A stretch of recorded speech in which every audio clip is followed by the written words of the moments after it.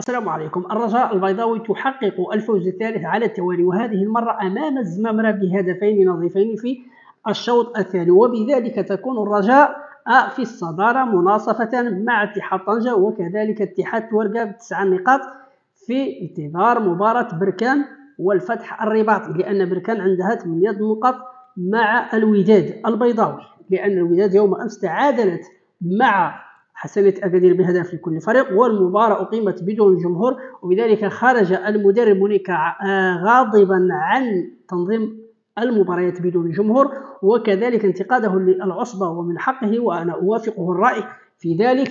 كيف يعقل أنك ستنظم كأس العالم وكأس إفريقيا وكأس العالم للأندية وأنت لم تستطع أن تنظم مباريات كرة القدم في الدوري المغربي بالجمهور؟ كيف يعقل؟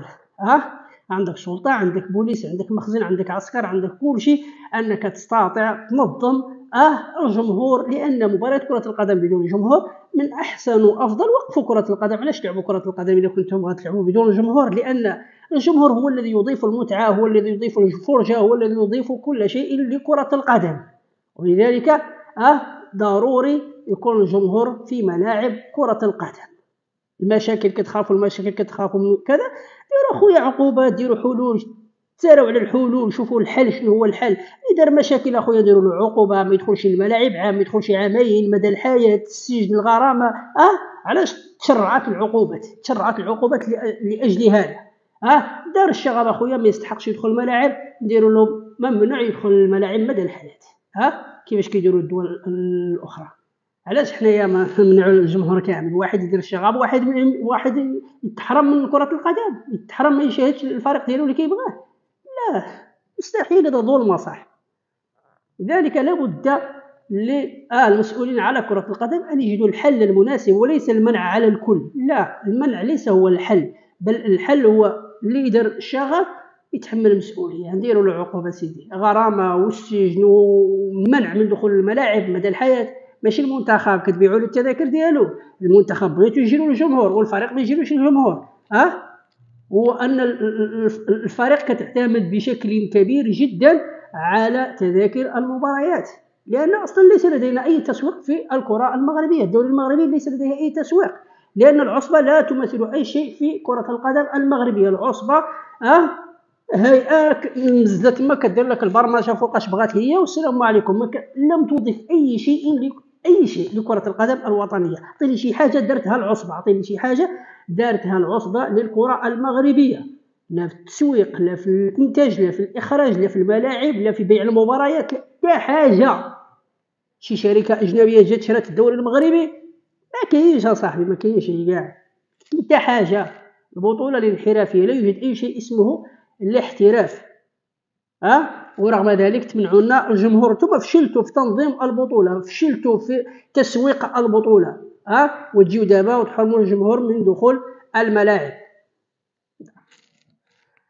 هذا عيب وعار هادشي اللي كديروه في الفرق المغربية. يعني انتم بغيتوا أنكم تسردوا الفرق للإفلاس بشكل نهائي وبشكل مباشر. أنتم تساهمون في إفلاس الأندية المغربية. الصراع هذه السنة سيكون صعب جدا على لقب الدوري المغربي، لن يكون سهلا على أي فريق، لأن هناك 4 أو 5 أندية تصارع من أجل الفوز بهذا اللقب الغالي والنفيس. السنة الماضية كان هناك صراع بين الرجاء والجيش إلى آخر جولة، لكن هذه السنة لن يكون كذلك. وهناك الرجاء والوداد قطوة الدار البيضاء، وكذلك الجيش الملكي ونهضة بركان التي قامت بتعاقدات كبيرة جدا، وخاصة على مستوى حراسة المرمى بتعاقدها مع الحارس الكبير، الحارس العملاق، حارس المنتخب الوطني المغربي منير المحمدي. والحارس يعد هو نصف الفريق، الحارس هو نصف الفريق. أما اتحاد طنجة وهي مفاجأة الموسم هذه السنة، اتحاد طنجة الفريق الذي لم يتعاقد مع أي لاعب هذا الموسم، ورغم ذلك فاز على الكبار وتعادل اليوم مع الجيش الملكي، وكان قريب من الفوز وتحقيق 3 نقاط هامة وغالية لفارس البوغاز. كل التوفيق لاتحاد طنجة من أجل الصراع على اللقب هذا الموسم، رغم أن الفريق فقد لاعبين أو 3 أو أكثر بسبب الحادث الأليم، اللاعب اللي فقدناهم في البحر. نسأل الله سبحانه وتعالى أن يرحمهم وأن يتغمدهم برحمته.